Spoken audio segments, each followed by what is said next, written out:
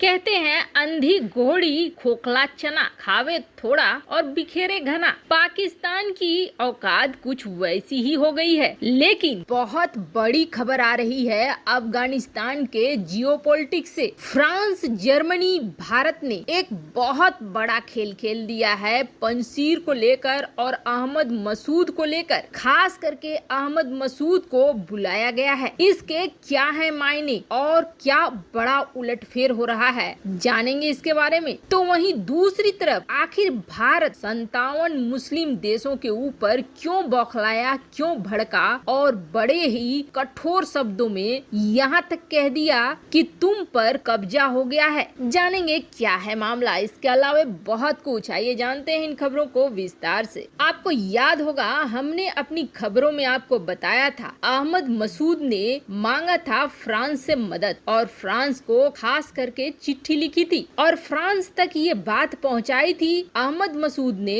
एक प्रतिनिधि के जरिए, एक पत्रकार के जरिए, जिसका संबंध फ्रांस के प्रतिनिधियों से भी था। तो वहीं दूसरी तरफ पंसीर और नॉर्दर्न अलायंस की दोस्ती भारत के साथ काफी पुरानी है और इसे मानने में कोई हर्ज नहीं है। आपको बता दूं, अहमद मसूद के पिता अहमद शाह मसूद को मारने के लिए जब अलकायदा ने अपनी टीम भेजी थी तो उसमें जो शख्स मारने के लिए पहुंचा था, 2 लोग पहुंचे थे और ये बनकर पहुंचे थे एक कैमरामैन और एक पत्रकार। बड़े ही गहन जांच हुए थे उन दोनों के। उसके बाद उन्हें भेजा गया था अहमद शाह मसूद के पास। अहमद शाह मसूद उसके साथ करीब 5 से 7 दिनों तक घूमते रहे।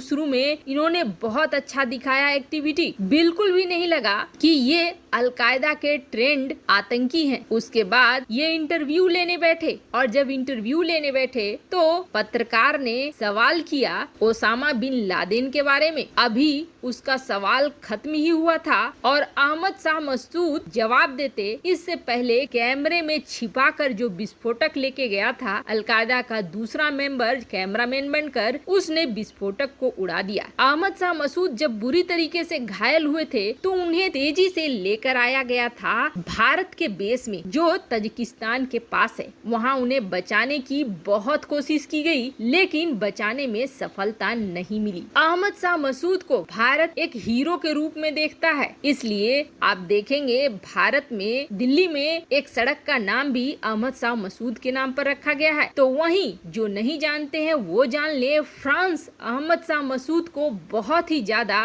रेस्पेक्ट करता है, आदर करता है। जब अहमद मसूद ने फ्रांस को चिट्ठी भेजी तभी समझ में आ गया था कि यहाँ पर अब कुछ बड़ा एक्शन होगा, लेकिन तुरंत होना जियोपॉलिटिक्स में संभव नहीं होता है। एक बात और आप याद रखिएगा, अहमद शाह मसूद और अमरुल्लाह सालेह तक जैसे ही तालिबानी लड़ाके पहुंचने लगेंगे उनके ऊपर एयर स्ट्राइक फिर होगा, क्योंकि इन दोनों को बचा के रखने के लिए दुनिया के कई देश हैं जो लगे हुए हैं। यूरोपीय यूनियन जो 27 देशों का समूह है, इस 27 देशों के समूह में एक प्रस्ताव दिया गया है और इस प्रस्ताव के तहत अहमद मसूद को बुलाया गया है यूरोपीय यूनियन काउंसिल में अपनी बात रखने के लिए और दुनिया को मोटिवेट करने के लिए, ताकि दुनिया नॉर्दर्न अलायंस की मदद के लिए आगे आए। अब ये काम इतना आसान तो है नहीं। जिस तरीके के दबाव बन रहे हैं चीन के, पाकिस्तान के और तालिबान के, तो इसे देखकर पीछे की कहानी तो समझ में आ ही गई होगी कि असली खिलाड़ी यहाँ पे कौन कौन है। यूरोपीय यूनियन में इस तरह के प्रस्ताव आने का मतलब हुआ अहमद मसूद को हाईलाइट करना और पंसीर को हाईलाइट करना। साथ ही साथ नॉर्दर्न अलायंस ने जो पैरेलल सरकार की घोषणा की है कि हमारी सरकार होगी, इसका मतलब ये है कि यूरोपीय यूनियन अहमद मसूद की सरकार को, अमरुल्लाह सालेह की सरकार को मान्यता देगी, तालिबान को मान्यता नहीं देगी। यूरोपीय यूनियन का ये कदम काफी बड़ा कदम है और बेहद खास कदम है। स्क्रीन पर आप आर्टिकल देख सकते हैं यूरोपीय यूनियन के इस प्रस्ताव को लेकर, यानी पाकिस्तान और चीन के मंसूबे सूबे पर पानी फिर गया है। वहीं दूसरी तरफ भारत भी भड़क गया है 57 देशों के ऊपर, और ये है मुस्लिम देश। भारत ने भड़क कर ये कहा है कि मुझे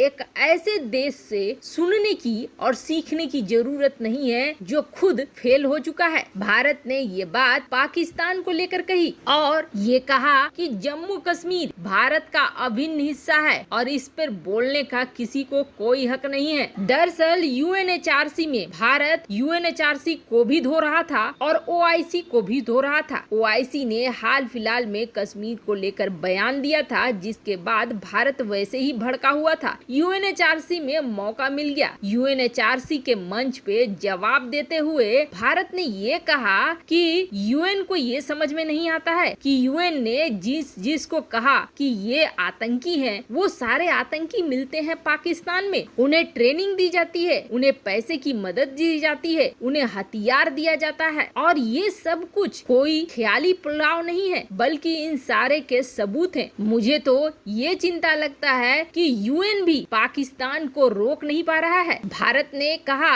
मानव अधिकार परिषद जो मंच देता है उस मंच का दुरुपयोग करता है पाकिस्तान और इसके जरिए झूठ प्रोपेगेंडा को फैलाने की कोशिश करता है। मानव अधिकार परिषद यानी कि यूएनएचआरसी बहुत अच्छे से जानता है, लेकिन यूएनएचआरसी भी ढुलमुल रवैये को अपनाता है। कई ऐसे जगह हैं पाकिस्तान में जहां पाकिस्तान ने अवैध कब्जा करके रखा है, जैसे कि पीओके, और वहां पे मानव अधिकार बहुत ही गंदा है। वहां के लिए क्यों नहीं कहता है यूएनएचआरसी। अब यूएनएचआरसी को छोड़ ओआईसी को भी क्लास लगा दी। उन्होंने कहा पाकिस्तान की मनमर्जी नहीं हो चलेगी। ओआईसी को कब्जा करके रख लिया है पाकिस्तान ने। पाकिस्तान जैसे चाहता है वैसे ओआईसी बोल रहा है। अब ओआईसी के सदस्य देशों का फैसला लेना है कि वो पाकिस्तान के कब्जे में रहकर काम करेंगे, उनकी मर्जी पर चलेंगे या अपनी मर्जी पर चलेंगे। लेकिन हमें एक ऐसे देश से सीखने की जरूरत नहीं है जो खुद फेल है, उसे कुछ भी बोलने का अधिकार नहीं है। खैर, भारत के रुख से 57 मुस्लिम देशों के साथ साथ यूएनएचआरसी को भी ये बहुत अच्छे से समझ में आ गया है कि भारत अब अपने रूप को बदल चुका है और भारत को हम जैसा चाहेंगे वैसा ट्रीट करने की कोशिश करेंगे तो मूर्खता होगी। वैसे आपको बता दें, यूएन को सचमुच डिसॉल्व हो जाना चाहिए, क्योंकि यूएन अब अफगानिस्तान में डॉलरों की बारिश कराने वाला है और ये डॉलर की बारिश आप जानते हैं कहां तक पहुंचेगी। अगर रुक जाए, जो वित्तीय सहायता